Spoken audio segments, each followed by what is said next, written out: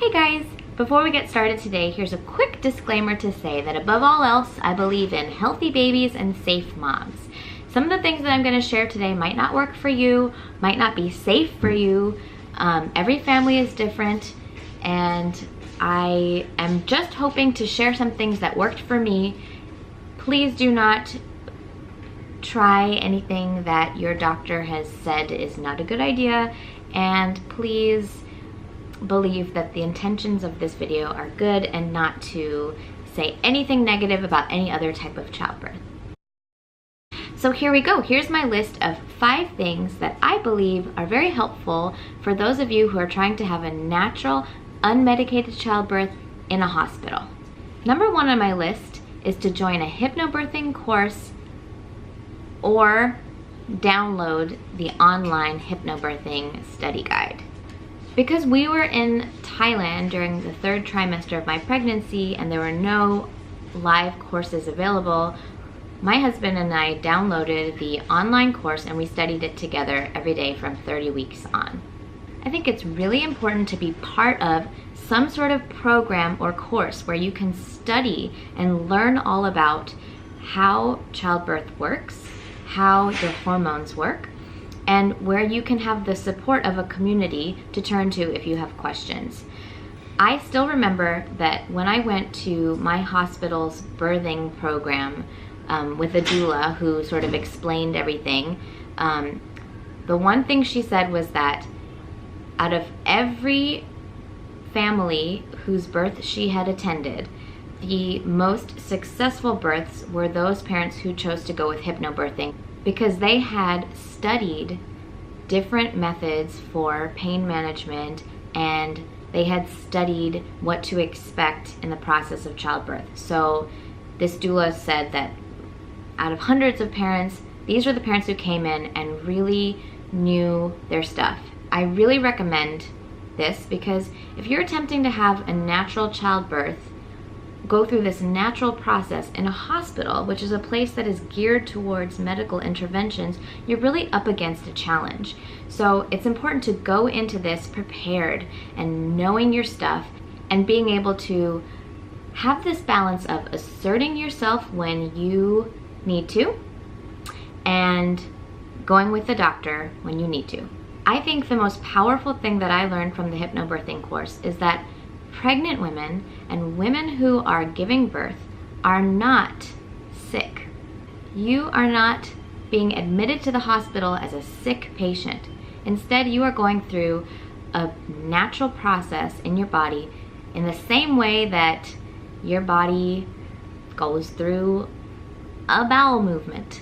It's just a little more intense, but still, you're not sick and you shouldn't be treated like you are, unless you have an underlying problem or something else going on that, means that you do need more support. I think another really important part of the hypnobirthing course was that they really valued your birth partner, and they empowered my husband, who was my birth partner, to be an equal partner in this process, which was invaluable when it came time to be in the hospital. Here's a fun story. When I was 25 hours into labor in the hospital and my doctor had come in and started mentioning the word epidural and C-section because I had been pushing or having the urge to push for like 4 hours, it was my husband who had remembered from the course to ask questions like, can we have 10 more minutes?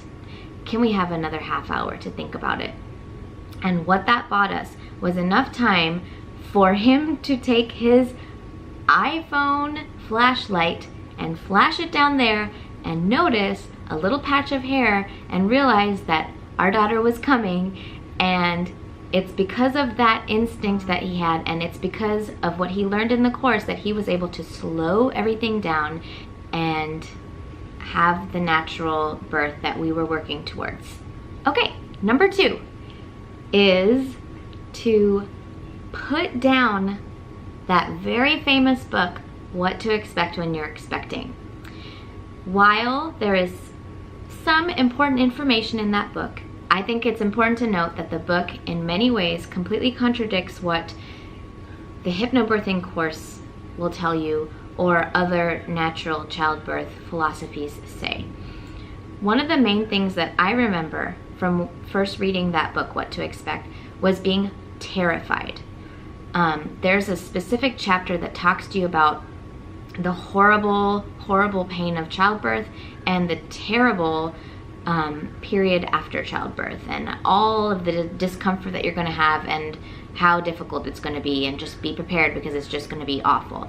And this completely contradicts one of the fundamental beliefs of hypnobirthing, which is that fear can cause tension in the body, which can lead to stress-triggered pain. So I really do recommend that if you are hoping for a natural childbirth, you put that book down and maybe pick up a different book like the Lamaze Guide to the Ultimate Natural Childbirth. I can't remember, the title is so long. Lamaze Guide to the Ultimate Natural Birth.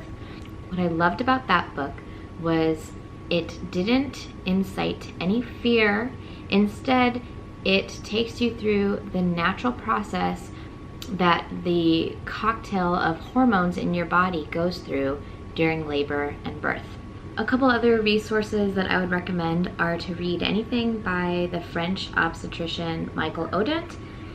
And I also found the documentary The Business of Being Born very interesting. Once you open that up, you'll dive down the natural birth rabbit hole that I did. And there's a lot of great information out there. What's cool about The Business of Being Born is that you can watch it for free on YouTube. Okay. Number 3 would be, since you are going to be in a hospital setting and you are going to have a doctor, I would recommend choosing a doctor who has had experience with natural childbirth. And you can straight up ask that question: have you had experience with natural unmedicated childbirth? Childbirth that does not include an epidural or even Pitocin. It's amazing how rare that can be. And, you know, I don't know the statistics in the hospital that I went to in Thailand, but I do know that C-sections are super common. And what that means is that you've got a lot of doctors who've never actually seen a natural childbirth. A lot of them are not trained for such. They are trained for high-risk situations. I was very lucky with my doctor. Her name is Dr. Kanoknat, and she is in the hospital Samitivay Sukhumvit in Bangkok. She is amazing. She 100% believed in the power of hypnobirthing, and she believed in my capacity to deliver this baby naturally. And honestly, it is the belief that my doctor had in me that helped me to achieve this natural birth, because in that 25th hour when things were really challenging, and I could have so easily been swayed towards a C-section, I watched my doctor walk into the room with a rebozo scarf. And seeing her so committed to helping me achieve this natural birth and believing in my strength was so empowering. So yeah, I just think if you have the ability to choose your doctor, then I would start with that question: do you have experience with natural childbirth? The other thing that I think is important, but I don't say this lightly, so you know, I think you should always listen to your doctor and go with what they think. But one thing that I read about in the hypnobirthing course and in other books that promote natural childbirth are that there is in our culture a tendency to have an excess amount of medical checks, cervical checks, and ultrasounds in the 3rd trimester. And this is normally the time when a doctor might say something like, you know, your baby is very big, and so, you know, it looks like we might need to induce labor. And what we know is that it's really difficult to use ultrasound technology to predict the birth weight of a baby. So I think it's just important to be really mindful of ultrasounds in the 3rd trimester and how they can sometimes be the pathway towards medical intervention. Number 3 is a really important one, and it is to understand that this process especially your first time delivering a baby, takes a long time.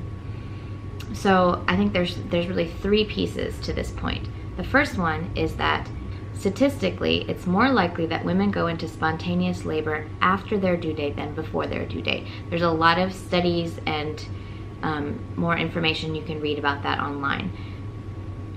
Remember, I'm talking about spontaneous labor, so not medically induced labor with Pitocin. So what that means is that, first of all, you're waiting up until your due date, and then it could take a little longer than that. So there's a lot of waiting involved. For me, my mother had all 3 of her kids 2 weeks early. So in my mind, I mentally set my due date to week 38. So you can imagine that when I actually went into spontaneous labor at 40 weeks and 2 days, that felt like it was 2 weeks and 2 days late. So if I could turn back time, I would have, just really been patient and not started a mental clock of when I should have gone into labor. The second part of this point is that you should be prepared for Braxton Hicks contractions and what happened to me, which seemed a bit more like prodromal labor. So the week before I went in to spontaneous labor, I had very intense contractions every night for about an hour, and then they would stop. And this led me to believe that my body was ripening my cervix and opening up my cervix, and that all of those contractions in the week before my labor were actually contributing to making my labor shorter. This was not the case at all. But what it did for me mentally was it made me think, when I went into spontaneous labor, oh, it's going to be like 1 hour and then she's coming out, because I had all those contractions this week. So, my body's worked on it and she's just about ready to come. Well, it was 28 and a half hours later. So I really want to stress that if you do have contractions before you really fully go into spontaneous labor, recognize that they might not be contributing to making your labor shorter. The third piece to this third point is that the labor itself, if you're a first-time mom, is more likely to take a very long time than a short time. I realized that a lot of the hypnobirthing videos that I had been watching on YouTube were of second-time moms. And I, would watch them from beginning to end, 5 hours, 6 hours. Okay, I got this, I can do this. And I didn't realize that, wow, I was really mostly being exposed to the labors of second-time moms. So I just really want to stress, again, under this umbrella of this point that labor takes time, that if you're a first-time mom, be prepared for this to take a long time. It will only help you mentally to be ready for that marathon of labor if you know beforehand that you are in for the long haul. Okay, number 4 is definitely easier said than done, but it's something that I'm trying to tell myself for when we have our next baby, and that is to try and stay home for as long as possible. Because at home, you'll be moving, you'll be eating, you'll be drinking, and doing all the things that you really need to do to help your labor progress and move along. I did not follow this advice. When this little one was getting ready to come out, I had my first contraction, and I told everybody. I had 3 people in my birthing team, my mom, my mother-in-law, and my husband, and I told them, it's time to go. This is so intense. This baby is for sure coming out right now. There's no way that I can last like this for a long time, so this must be the end. We gotta go to the hospital right now. And I actually lived pretty far from the hospital, so I was leaning towards going earlier rather than later. And I went in way too early.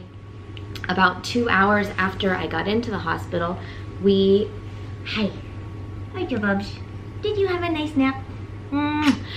About 2 hours after we got into the hospital, I had my cervical check, and I was only 3 centimeters dilated.